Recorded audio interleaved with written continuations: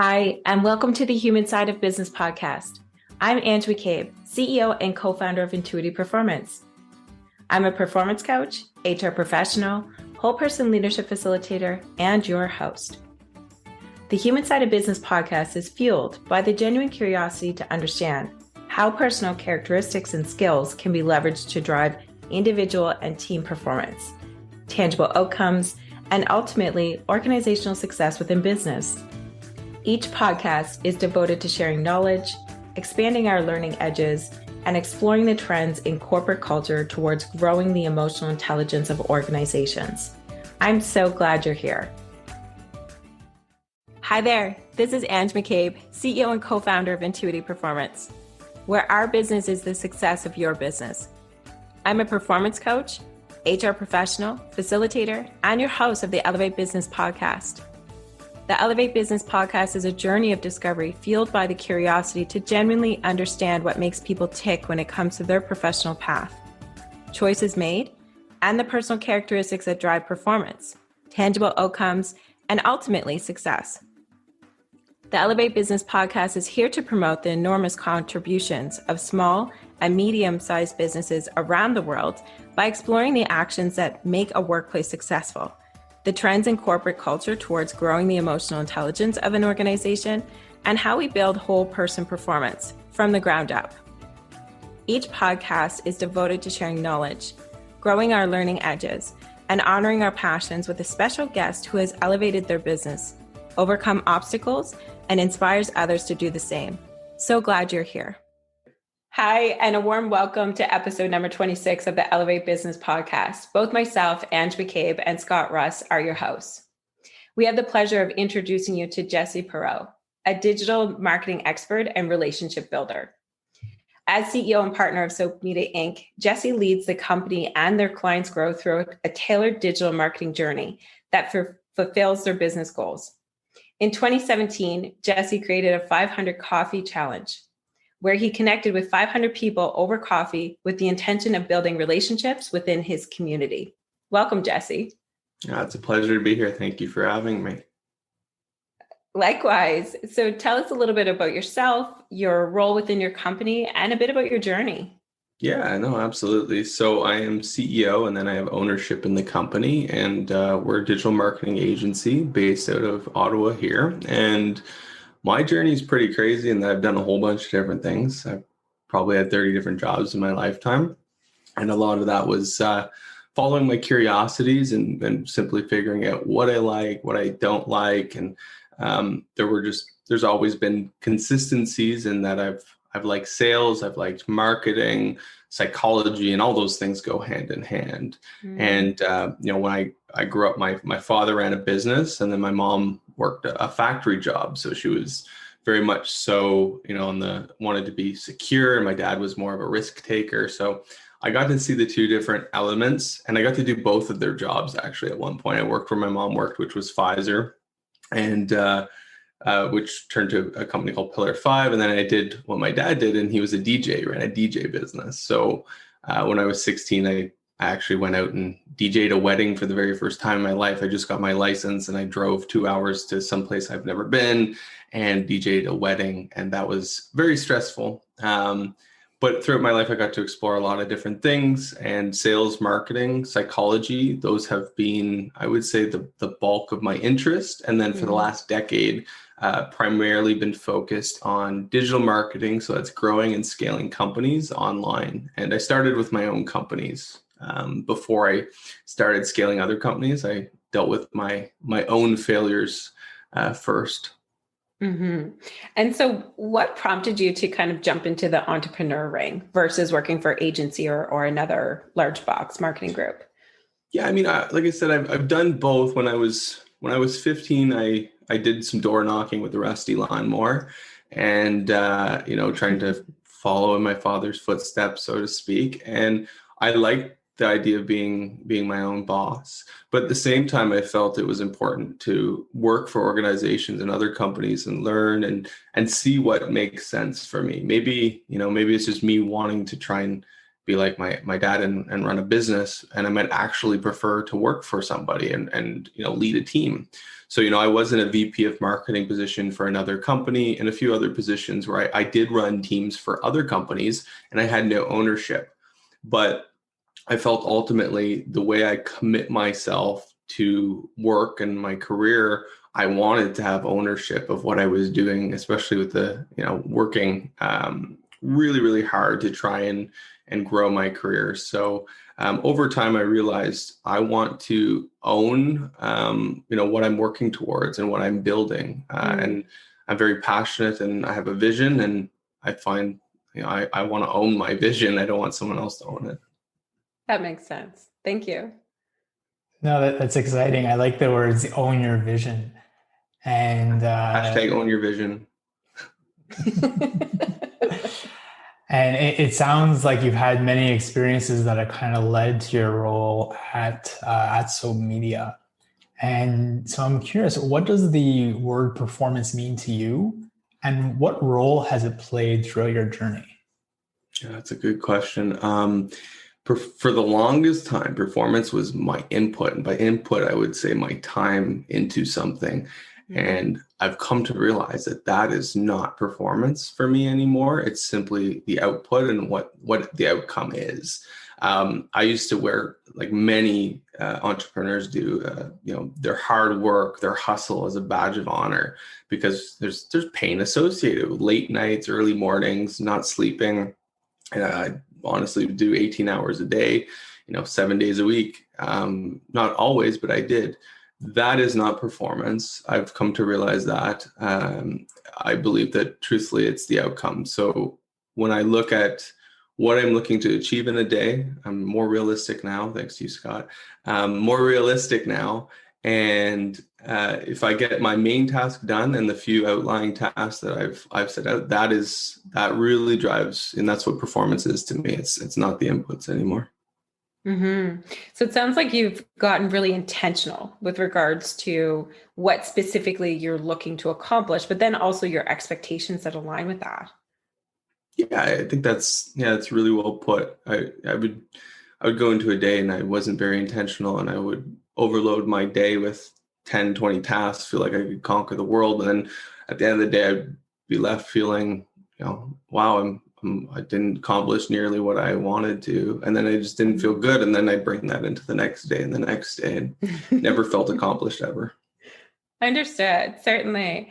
And so in addition to that, what has been your biggest learning with regards to stepping into that entrepreneurial CEO role?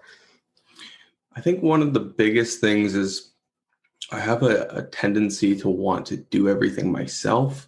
I have to step back, and working on stepping back and not getting into the nitty gritty and wanting to take control of something if it's not being done the way I would like it done. That has been a big challenge for me, and something I've had to come to the understanding of. In the CEO role, I have other responsibilities. I can't be, because I wear a lot of hats, and it's been too many, and I've been trying to cut that down of how many hats I wear. But having knowledge in digital marketing of whether it be running Google ads, Facebook ads, or even the search engine optimization component of our business, I want to always have my fingers in it and looking at it and optimizing and giving suggestions. But then there's I kind of just have learned to let that go, and that's been something that's kind of been brought to my attention when I've transitioned to the CEO position. Mm-hmm. Mm-hmm.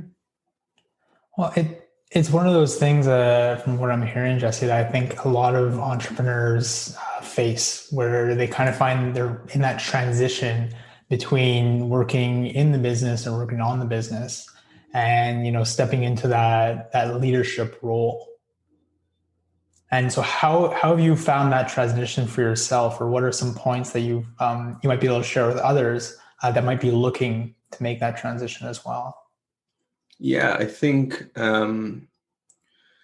delegation, something that I always knew existed. I just didn't know how to do it properly. When I properly started to learn and exercise delegation, I think part of it was kind of taking that leap, like let's say being on a call with a client and, being there with a couple team members, and I want to speak up because, I can tell that they're not addressing, the pain points of what the client's saying or whatever it may be. I always wanted to speak up.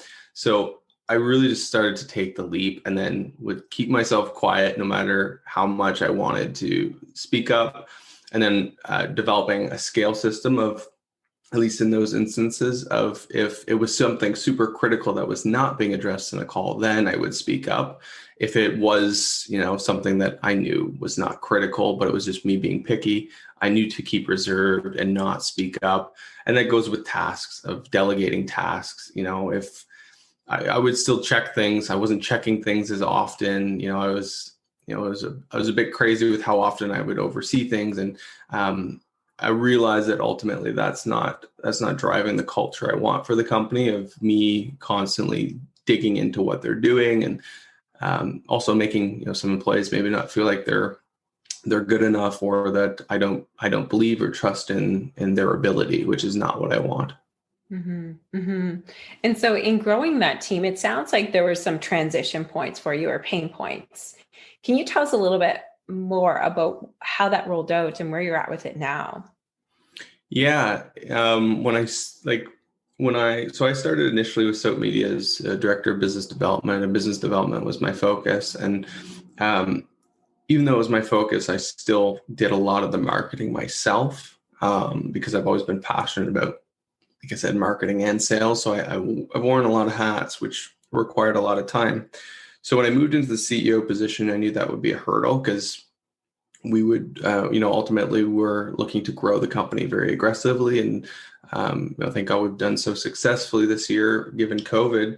I think just me stepping back from that marketing role and trying to, be in that leadership position, that was really challenging. And I've learned to have those discussions with team members too, like, a no BS approach. If you feel something or you think something, or whether it be, even personal, but largely with the business, let me know. Where's your head at on the matter? Because ultimately your opinion matters. And I think for the longest time, I just felt like, a lot of it was on my shoulders and I was responsible. So if I didn't do it, then the company would not move in the direction that I needed to go. And then over time, I realized that's not the case.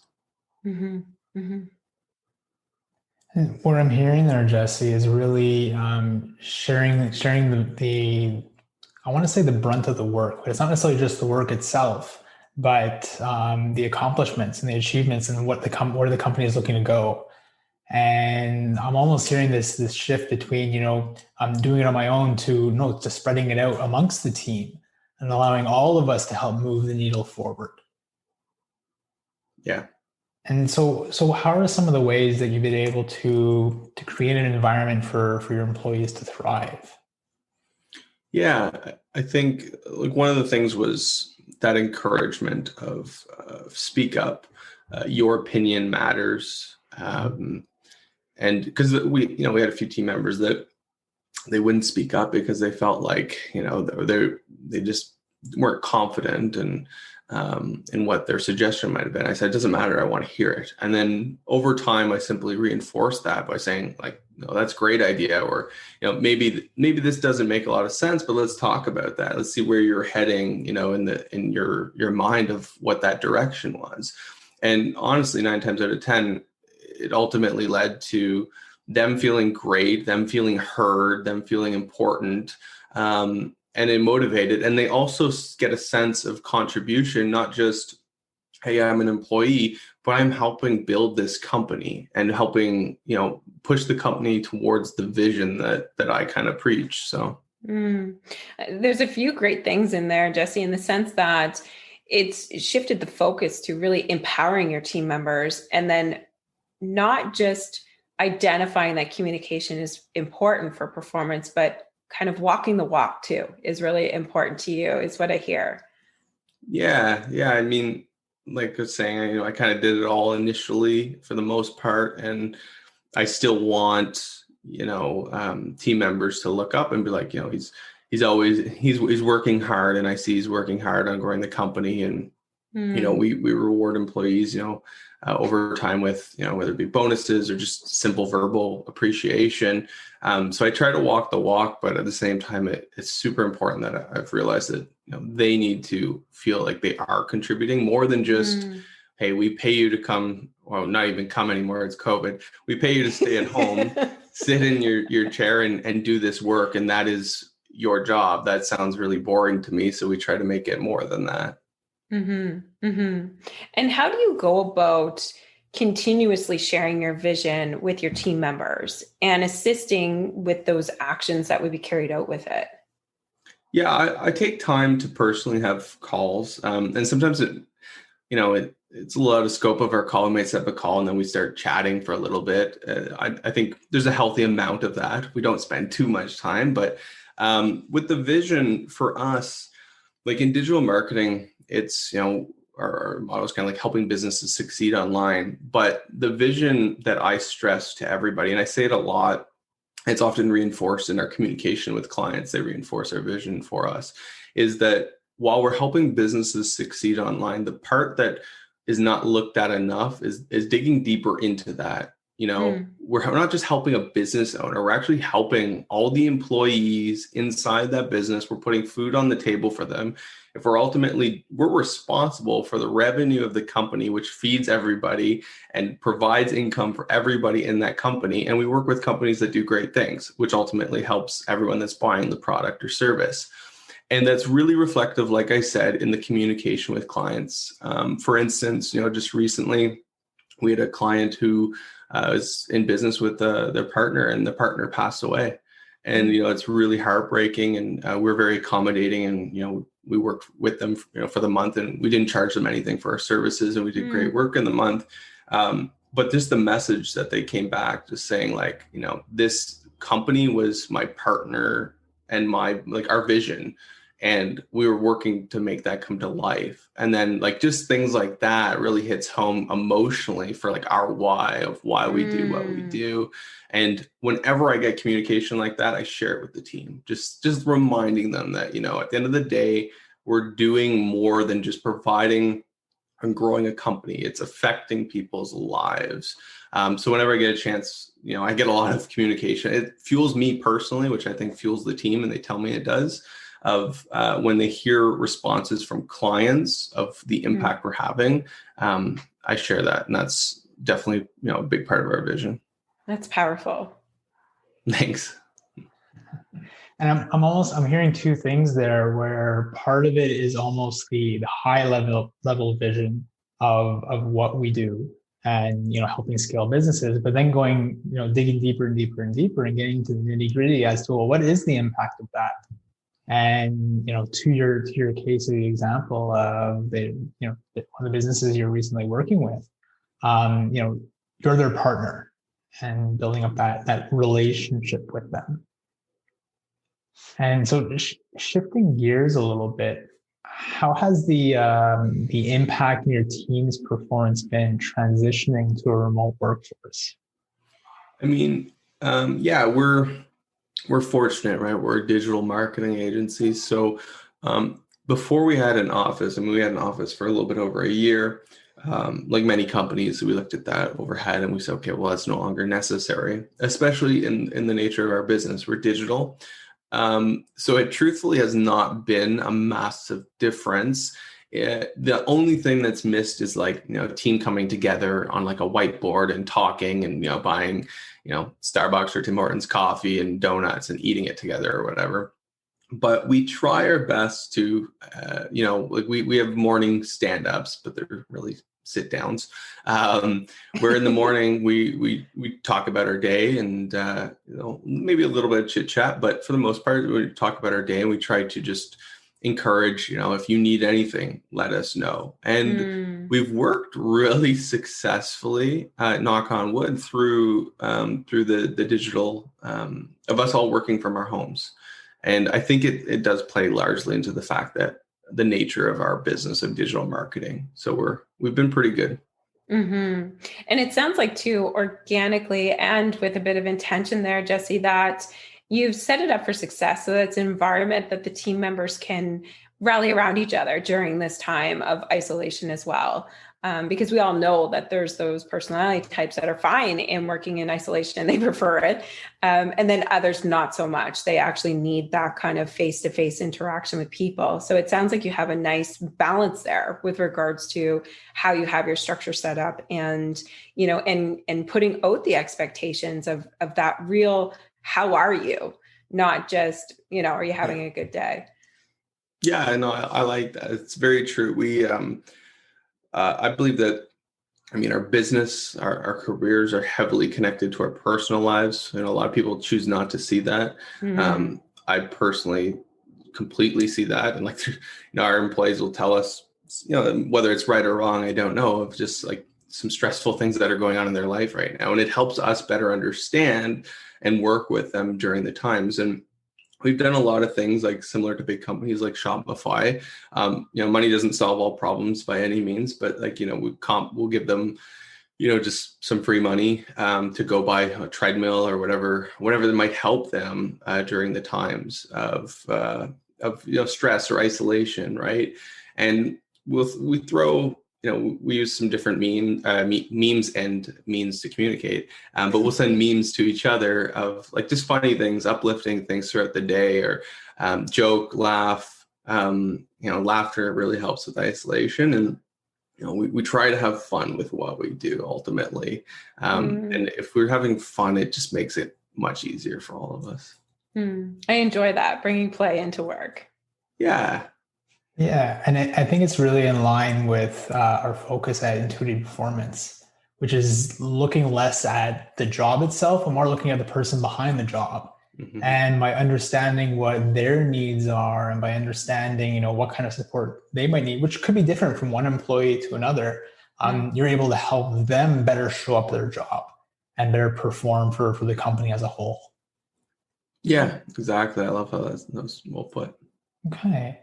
So just in wrapping up here, Jesse, what are 3 words of inspiration you would want the world to hear? Well, I should have watched all your other podcasts because I'm going to say this is probably done. My 3 words would be never give up. Never give up. All right. I don't think we've had that one yet. No, we haven't. Really? No, not specifically. I say it's trying times, and a lot of people feel like they're in that position, and it's just never give up. I really feel strongly about that. Mm-hmm. Mm-hmm. That's fantastic. Thank you so much, Jesse, for joining us today. We really appreciate sharing your entrepreneurial insights with Intuitive Performance and our subscribers. That's my pleasure. Thank you so much for having me. And for those who would like to learn more about Jesse's business, we're going to provide a link to the company profile on the Elevate Business podcast title page. Take good care. Thank you very much for all of our subscribers to tuning in into another great episode of the Elevate Business podcast. Take good care. Thanks for listening to the Elevate Business podcast. I hope you enjoyed the program. You can subscribe to future podcasts at intuitiveperformance.com. where you can also sign up for webinars and learn more about professional coaching and our facilitation solutions available to help fire up your whole person performance skills and drive actions for success. Until next time, stay true to you and take care of each other. We are all better together. Thanks for listening to the Human Side of Business podcast. I'm glad you could join us. If you enjoyed today's episode and want to stay updated with our latest content, make sure to visit our website. The link can be found in the episode description, where you can subscribe to the podcast, sign up for our newsletter, and learn more about our whole person leadership services. Sounds interesting? Explore the Whole Person Leadership Cohort by Intuitive Performance, a unique program that offers unparalleled support to managers on every step of their leadership journey. Our program features evidence-based assessments, workbooks, group coaching, and interactive learning experiences to help you level up your leadership skills. Reach out today to apply to one of our upcoming cohorts. Until next time, take care and stay curious.